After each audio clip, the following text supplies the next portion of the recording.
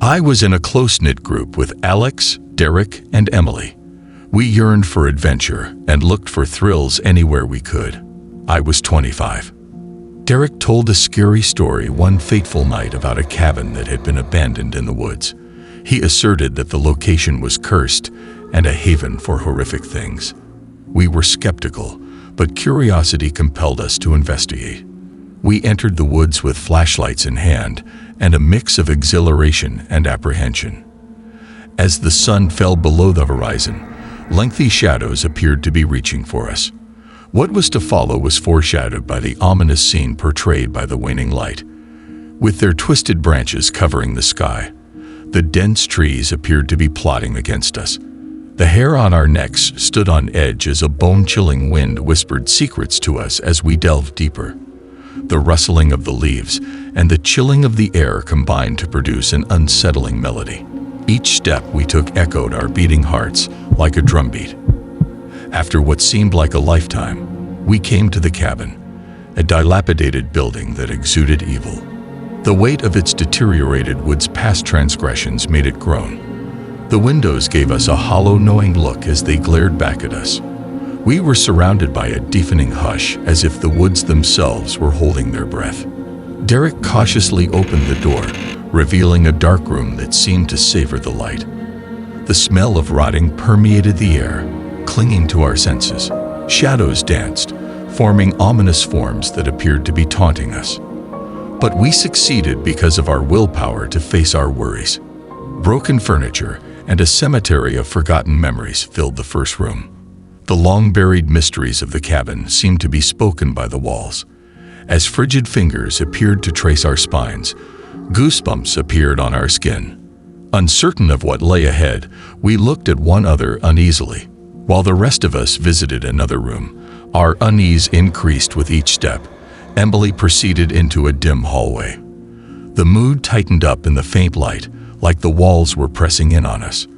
Our nerves were shattered, and we were rendered helpless by panic as an abrupt, blood-curdling scream pierced the air.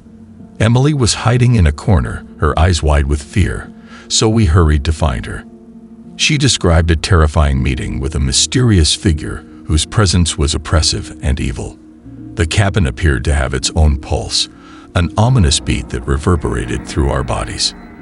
The air became thicker as we hurried to get away, as if the cabin's evil presence had poisoned the very air itself. Whispers crept past our ears, warning us that we were in for unspeakable atrocities. Shapes twisted and writhed in the faint light, transforming into bizarre forms that appeared to taunt us. We stumbled into the starry night after finally escaping the cabin, our breath ragged and our hearts racing. Low-hanging moonlight created unsettling shadows that swirled just outside our field of vision. The forest had a living quality to it. It seemed to be watching and waiting for its next prey. We experienced an unwavering sense of being hunted as we made our retreat. It felt like unseen eyes were piercing our backs. With its sinister secrets pressing in on all sides, the forest appeared to be closing in. Even though we left the cursed cabin behind, its legacy endured as a menacing reminder of the evil that dwells in the shadows.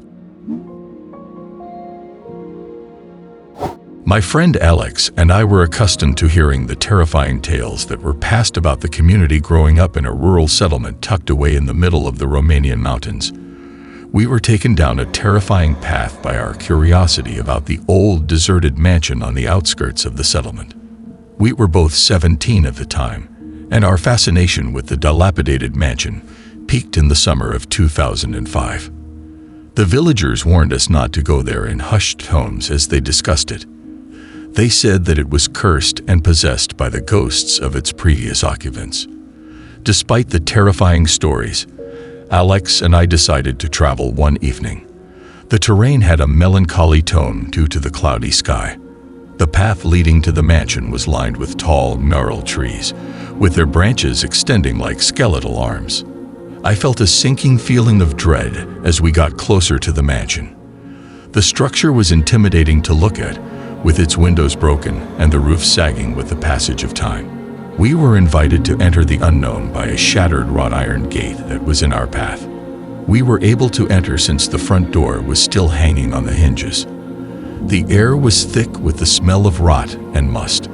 The shadows on the walls are unsettling because of the weak light coming in through the boarded-up windows.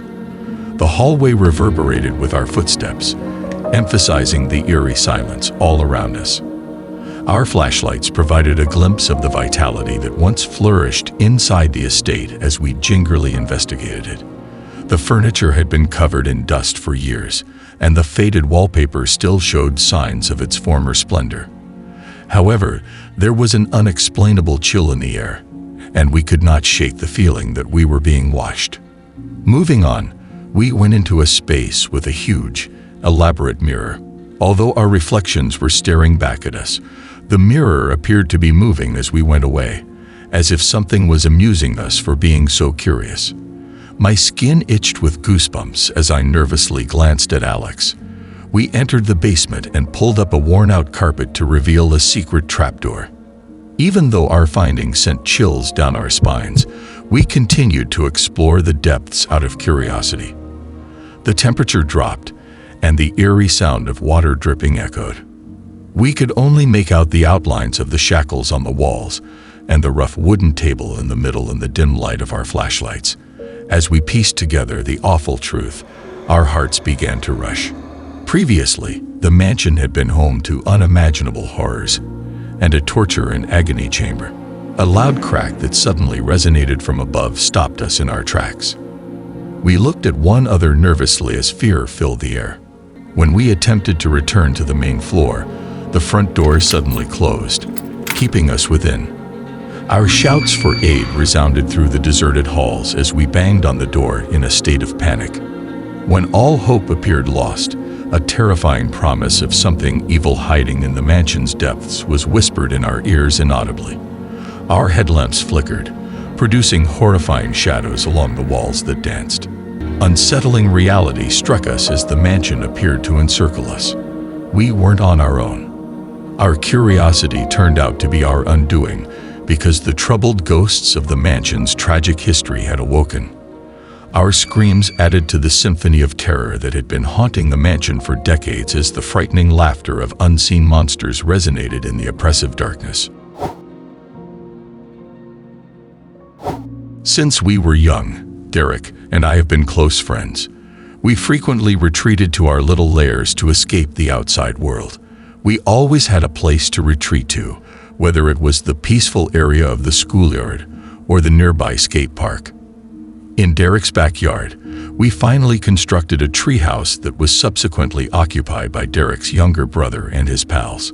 Our tenacity in seeking out a new hiding place drove us deep into the woods, where a startling discovery ushered in a scary new chapter in our life. Our excursions in 2007, when we were both 15, took us even further into the woods. We combed the region with our books and torches in quest of a new haven. Our devoted dog Morsi, however, had different ideas. He frequently ran off into the woods, requiring us to chase after him. One day, as we continued on his route, we came across a curious stone structure hidden among the trees. We came closer to the building out of curiosity and saw Morsi barking intently at it. We restrained him and got ready to go, dismissing it as one of his mischievous tricks. We were about to move when a slight sound stopped us in our tracks. Barking in the distance, almost like an unsettling answer. We returned the next day to conduct additional research because our fascination overcame us. We got to the stone structure in the mellow glow of dusk. We were captivated by its austere exterior, which had a creaking metal door and a corrugated iron roof.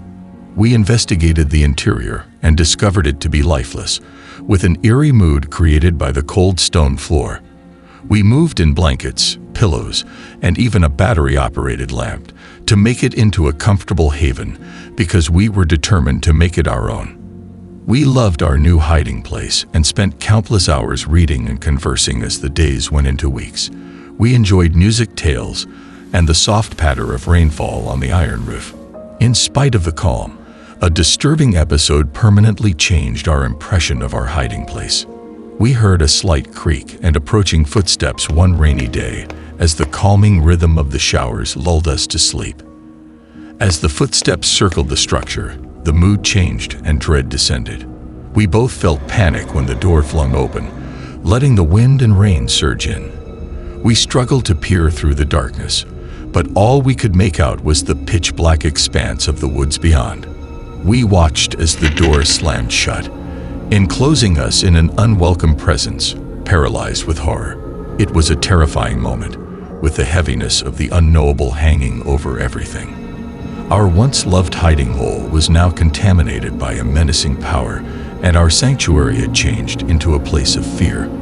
We ran that day, drenched in rain and terror, and we resolved never to come back at night. The episode endured as a disturbing reminder of the bizarre happenings that had taken place in the middle of the woods.